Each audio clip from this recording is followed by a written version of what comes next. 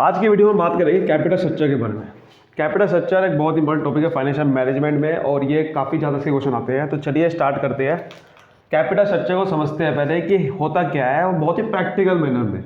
हम यहाँ पर कोई थ्योरी की बात नहीं करने वाले, हम बिल्कुल कॉन्सेप्ट सीखने वाले हैं इसका, ताकि आपको अच्छे समझ में आ जाए। और जब आप पढ़ने बैठोगे इसका टॉपिक तो आपको लगेगा कि तो कुछ भी नहीं है। तो चलिए शुरू करते हैं फिर। कैपिटल का मतलब क्या होता है? कोई भी चीज़ आप पैसा लगाते हो कहीं पे भी। सपोज करते हैं कि मुझे एक मशीनरी खरीदनी है और मेरे पे पैसे नहीं, ठीक है। मशीनरी खरीदनी है कितने की? 50 लाख की। ये मेरा एक प्रोजेक्ट है जिसपे मुझे क्या करना है? पैसा लगाना है। मेरे पे पैसे हो सकते हैं, एक ऑप्शन है, एक हो सकता है नहीं हो सकते। मेरे पे जो पैसे हो सकते हैं मैं सब कैसे कैसे कहाँ से ला सकता हूँ। हो सकता है कि मेरे पे पहले से पैसा बचा हुआ, जिसे बोलते हैं रिटेन्ड अर्निंग। हो सकता है कि मेरे पे पहले से पैसा बचा हुआ, जो भी मैंने पिछले पैसा कमाया कई सालों से वो पैसा बच रखा है, तो मैं वहाँ से ले लूँगा 50 लाख की मशीन। हो सकता है कि मेरे पास कुछ रिजर्व बना रखे हो, जैसे कि होता है ना गुल्लक में मैंने पैसे डाल रखे हो, या फिर मैंने कहीं पे पैसा सेव करके रखा हो एक ऐसी जगह पे जहाँ पर मुझे ज़रूरत पड़ेगी तो मैं यहाँ से मशीन ले सकता हूँ। हो सकता है कि मैं अपना पैसा लाऊं, मेरे पास पैसा पड़ा हुआ है अपना कैश, वहाँ से मैं पैसा लाऊं और मैं पैसा लगा दूं और 50 लाख की मशीन खरीद देता हूँ। या फिर अगर मेरे पे पैसा नहीं है तो मुझे क्या करना पड़ेगा? मुझे बोरो करना पड़ेगा, यानी कि लोन लेना पड़ेगा। लोन लेना पड़ेगा। या फिर अगर मैं कंपनी हूँ तो मैं डिवेंचर भी इशू कर सकता हूँ, डिवेंचर्स, या फिर मैं शेयर्स इशू कर सकता हूँ। तो पैसा रेस करने के कई तरीके हैं।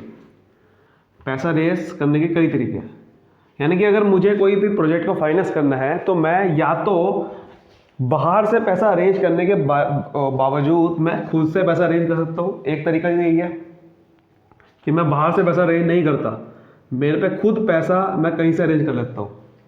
एक होता है मुझे बाहर से पैसा अरेंज करना पड़ेगा, ठीक है। तो इसको बोल सकते हैं इंटरनल सोर्स ऑफ फाइनेंस या आउटसोर्स, ठीक है। बट अब मुझे यहाँ पर ये बात समझनी है, इंटरनल सोर्स या एक्सटर्नल सोर्स हमें नहीं समझना। हमें ये समझना है कि ऐसा कौन सा पैसा है जिसपे जो कि मैं खुद से लाता हूँ, और ऐसा कौन सा पैसा है जो मुझे फिक्स्ड इंटरेस्ट मुझे देना पड़ता है उनके ऊपर। ये दोनों पैसे कौन से हैं? ऐसे पैसे हैं जिसको मैं बोल सकता हूँ बोरो करे हुए पैसे। क्या बोल सकता हूँ? बोरो करे हुए पैसे। इसको बोल सकता हूँ बोरोड फंड्स, कि मुझे इनको पैसा वापस लौटाना पड़ेगा और साथ में फिक्स्ड इंटरेस्ट भी देना पड़ेगा। बट यहाँ पर क्या मुझे देना पड़ेगा फिक्स्ड इंटरेस्ट? नहीं। तो क्या मैं ये शेयर्स को भी देना पड़ता नहीं है? शेयर्स को भी फिक्स्ड इंटरेस्ट देना नहीं पड़ता है। तो क्या मैं शेयर्स को भी यहाँ डाल सकता हूँ? बिल्कुल डाल सकता हूँ। अगर वो इक्विटी शेयर होता है तो हमारे फिक्स इंटरेस्ट देने की जरूरत नहीं है वो। तो इसको क्या बोल सकता हूँ फिर मैं? इसको ऐसा सोर्स ऑफ फाइनेंस बोल सकता हूँ जो कि मैं खुद से लाया हूँ, यानी कि मेरे मालिकों का है, मालिक के पास होता है जो पैसा, ठीक है। मालिक के पास पैसा है, यानी कि ओनर्स फंड्स। क्योंकि ये पैसा किसका है? मैं पैसा बचा के रखूँगा, या तो मैं पैसा सेव करके रखूँगा, या पैसा मेरे पे है, या मैं पैसा ला रहा हूँ। शेयर होल्डर कौन होता है? मालिक होते हैं। तो ये सब क्या कहेंगे हम? ओनर का फंड, या फिर मैं बोरोड का फंड को बोलूँगा। तो कुल मिला के हमारी दो कैटेगरी बनती है कैपिटल को अरेंज करने की। या तो मैं पैसा ओनर का ला सकता हूँ अपना खुद का, या फिर मैं बोरो कर सकता हूँ। और अब आपको ये डिसाइड करना है कि भाई ये 50 लाख रुपए क्या मैं सारा का सारा ओनर से करूँ या बोरो से करूँ, या कुछ पैसा यहाँ से करूँ कुछ पैसा यहाँ से करूँ। उस डिसीजन को बोलते हैं कैपिटल स्ट्रक्चर डिसीजन। ये स्ट्रक्चर बनाना आपने बनाना है। स्ट्रक्चर बनाने का मतलब कि कितना पैसा मैं यहाँ से अरेंज करूँ, कितना पैसा यहाँ से अरेंज करूँ, कितना प्रोपोर्शन मैं इसका लाऊँ, कितना प्रोपोर्शन इसका लाऊँ। ये डिसाइड करना बहुत ज़रूरी है। ऐसा नहीं कर सकते आप अनदेखा कुछ भी आप अरेंज कर दो, कि यहाँ से कुछ भी अरेंज कर दो, चलो भी ओनर फंड से कुछ भी ले आते हैं, क्या दिक्कत है? सारा का सारा यहाँ से ले आते हैं, कोई दिक्कत है क्या? अभी आपको पता चलेगा बहुत दिक्कत है, ठीक है। हम यहाँ पर कंपनी की फाइनेंशियल अकाउंटिंग, कंपनी का हम फाइनेंशियल मैनेजमेंट कर रहे हैं। हमारा मेन ऑब्जेक्टिव ये है कि शेयर का प्राइस बढ़ना चाहिए। अल्टीमेटली शेयर का प्राइस बढ़ना चाहिए। अगर ये शेयर का प्राइस नहीं बढ़ रहा, यानी कि शेयर होल्डर वेल्थ बढ़नी चाहिए, हमारा मेन ऑब्जेक्टिव यही होता है। अगर ये नहीं बढ़ रही तो कहीं से भी पैसा आप अरेंज कर रहे हो सब बेकार है। कैपिटल स्ट्रक्चर को सबसे बेकार माना जाएगा अगर शेयर का प्राइस नहीं बढ़ रहा। चाहे आप सारा पैसा यहाँ से अरेंज क्यों ना करो, शेयर का प्राइस बढ़ना चाहिए अल्टीमेटली। तो इस चैप्टर में हम ये बात करेंगे पूरी की पूरी कि कैसा हम कैपिटल स्ट्रक्चर डिसीजन ले, कितना पैसा यहाँ से ले, कितना पैसा यहाँ से ले, कब यहाँ से लेना चाहिए, कब यहाँ से लेना चाहिए, जिससे हमारा अल्टीमेटली शेयर का प्राइस बढ़े। शेयर का प्राइस बढ़ रहा है वो सबसे बढ़िया कैपिटल स्ट्रक्चर है, वही ऑप्टिमम कैपिटल स्ट्रक्चर है। अगर नहीं बढ़ रहा तो सब बेकार है। अब मैं आपको पहले हम समझेंगे कि शेयर का प्राइस बढ़ता कैसे है, वो आपको मैं आगे बताऊंगा। लेकिन थोड़ा सा उसके पहले हम करेक्टर से समझ लेते हैं कि ओनर फंड में क्या फायदा होता है। ओनर फंड को मैं इक्विटी बोल सकता हूँ। ओनर फंड को क्या बोल सकते हैं? इक्विटी। इक्विटी को बोल सकते हैं ओनर फंड्स और डेट को बोल सकते हैं हम बोरोड फंड। तो आपके पूरे चैप्टर में इक्विटी और डेट का सारा खेल है। किसका खेल है? इक्विटी और डेट का खेल है। इक्विटी को जब आप अरेंज करते हो तो इसमें सबसे बड़ा फायदा क्या होता है?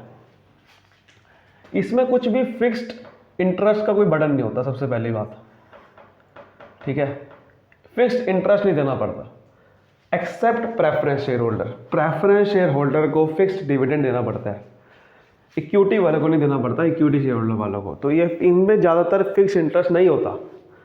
और प्रेफरेंस शेयर होल्डर को भी हम कह सकते हैं कि बाद में ले लेना, इनको नहीं कह सकते बिल्कुल भी, क्योंकि प्रेफरेंस शेयर बहुत सारे होते हैं, क्यूमुलेटिव होते हैं, कई सारे होते हैं ना।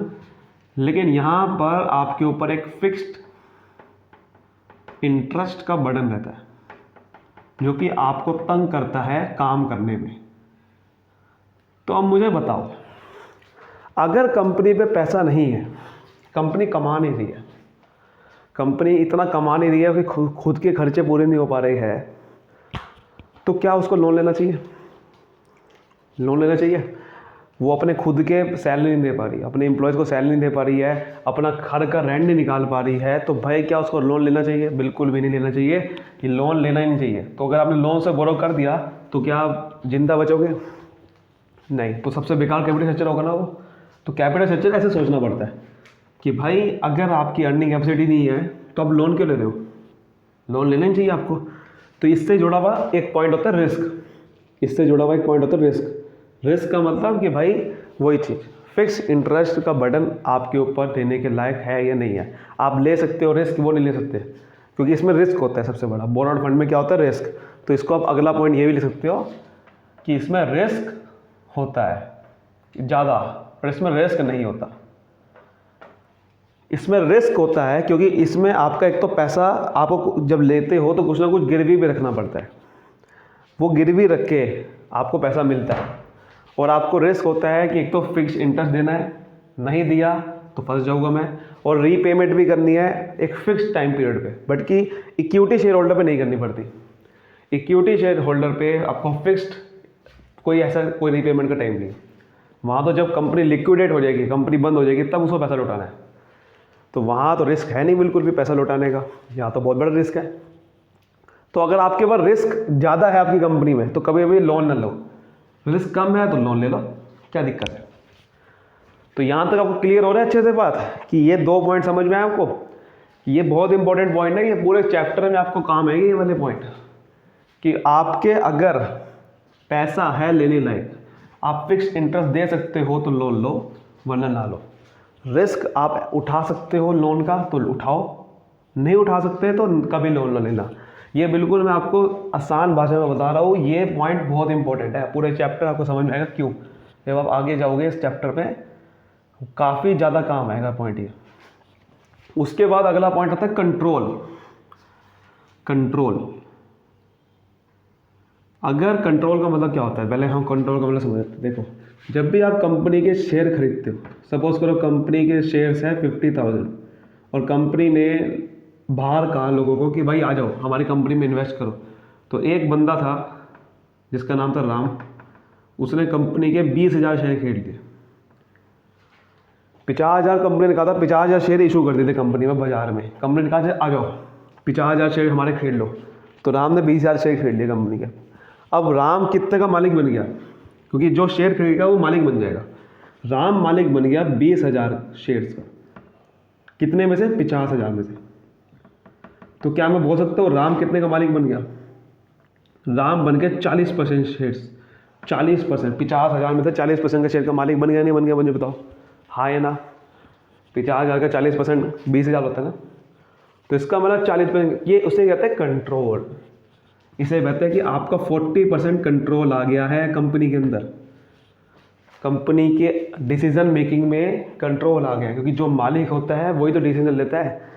इसको बोलते हैं वोटिंग पावर टेक्निकल भाषा में, कि वोटिंग पावर आ गई है। जो भी डिसीजन लिया जाएगा मीटिंग के अंदर, आपके पास हक है, आप 40% वोट डाल सकते हो अपने, जितने शेयर है उसके हिसाब से वोट डालोगे। तो भाई आप अपने वोटिंग पावर आपके पास आ चुकी है, तो वोटिंग पावर आ चुकी है आपके पास, आपके पास कंट्रोल आ गया है। तो अगर इक्विटी शेयर होल्डर चाहते हैं कि मेरा कंट्रोल ख़त्म ना हो जाए, क्योंकि अगर मैं शेयर इशू करूँगा तो लोग उसके कंट्रोल ले लेंगे। सपोज करो कंपनी ने 50,000 शेयर इशू कर दिए, तो इस बंदे का 40% शेयर आ गया, 40% कंट्रोल आ गया, तो बाकी के अंदर बंदे बचे होंगे जिनके पास पहले से 50,000 शेयर थे, उनका कंट्रोल छीन गया। सपोज करो ये पहले से किसी पे थे 50,000 शेयर, और अगर ये कंपनी ने इशू कर दी 50,000 शेयर, तो उसका कंट्रोल छीन गया ना। उसका कंट्रोल कितने ले लिया? राम ने ले लिया 40%। तो अगर शेयर होल्डर चाहते हैं कि मेरा कंट्रोल छीन ना जाए, मैं चाहता हूँ कि मेरा कंट्रोल मेरे पास ही रहे, कोई और बंदा ना रहे, तो कभी भी इक्विटी शेयर इशू ना कर देना। इक्विटी शेयर इशू तभी नहीं करते अगर ये कंट्रोल चाहते हैं। कंट्रोल इज, कह सकते हैं कि कंट्रोल इज नॉट रिक्वायर्ड, या कह सकते हैं कंट्रोल उनके लिए रिक्वायर्ड नहीं है। समझ रहे मेरी बात को, कि कंट्रोल उनके लिए रिक्वायर्ड नहीं है, तो इक्विटी ले लो। अगर कंट्रोल रिक्वायर्ड है, वो चाहते हैं कि बंदी नहीं, हम तो कंट्रोल चाहते ही चाहते हैं कंपनी के अंदर, तो कभी भी आप शेयर इशू ना कर देना, फिर आप लोन करना। तो अगर कोई कंट्रोल चाहता है, वो चाहता है कि भाई मैं तो कंट्रोल चाहता हूँ, ठीक है, वो चाह रहे हैं कि मैं तो कंट्रोल चाहता हूँ, तो आप डेट इशू करो। क्या करो? डेट इशू करो। यहाँ तक पॉइंट समझ आया आपको? पहले यही चीज़ आपको समझनी है, मेन यही चीज़ें सारे पॉइंट है। मतलब ये सबसे इंपॉर्टेंट पॉइंट आपको बताया मैंने। कंट्रोल का मतलब समझ में आपको कि आपकी कंपनी के अंदर उसका शेयर का कंट्रोल कितना है, यानी कि ओनरशिप का कंट्रोल। अगर कंट्रोल चाहता है कोई बंदा, इक्विटी शेयर होल्डर चाहता है कि मैं तो कंट्रोल रहूँ मेरे, तो आप डेट इशू करो, क्योंकि डेट से कंट्रोल नहीं आएगा। डेट में कभी भी कंट्रोल नहीं आता। डेट से आपके ऊपर लोन आता है, कर्जा आता है। कर्जा कंट्रोल नहीं होता, कंट्रोल होता है कि आपकी ओनरशिप पे कंट्रोल आ गया। ओनरशिप का हमेशा शेयर होल्डर पे सीन होता है, ठीक है। तो इसीलिए बोलते हैं कि भाई बोरो फंड में ओनरशिप नहीं मिलती आपको। अगर आप किसी को बोरो करते हो, सपोज करो मैंने कंपनी किसी से बोरो कर लिया, कोई बोरो करने से आप मालिक नहीं बन जाओगे, आप बोरो करने से क्रेडिटर बनोगे। बोरो करने से आप क्या बनोगे? लेंडर बन सकते हो, मालिक नहीं बन सकते आप। मालिक कौन बनता है? जो कंपनी के शेयर खरीदता है। तो ये बात समझ में आ रही? तो डेट इशू करके कंट्रोल नहीं आता, इक्विटी इशू करके कंट्रोल छीन जाता है शेयर होल्डर का। तो ये था आज की वीडियो में, इतना ही। आज की वीडियो को आपको अच्छे से समझ में आया होगा, इसका पूरा बेसिक कॉन्सेप्ट, और ये कॉन्सेप्ट से आप काफ़ी चीज़ें समझ जाओगे पूरे चैप्टर में। ये पूरे चैप्टर ही ख़त्म हो गया, समझ लो। आधा से ज़्यादा चैप्टर ख़त्म हो चुका है यहाँ पर। अगर आपने इतना ही समझ लिया ना, ये जो रिस्क का पॉइंट है, कंट्रोल का पॉइंट है, फिक्स इंटरेस्ट का पॉइंट है, आधे से ज़्यादा चैप्टर खत्म हो गया है। उसके बाद थोड़ी बहुत ही बातें बची है बस। ये चीज़ सबसे इम्पोर्टेंट है। सो मुझे उम्मीद करता हूँ आपको अच्छे समझ में आया है तो वीडियो को लाइक करो फिर, और सब्सक्राइब कर सकते हो, शेयर कर सकते हो, और मिलते हैं तब तक अगली वीडियो में। बाकी और भी वीडियो देखना चाहते हो, फाइनेंशियल मैनेजमेंट की प्लेलिस्ट बनी हुई है। मिलते हैं अगली वीडियो में। Bye bye, thank you so much, bye bye.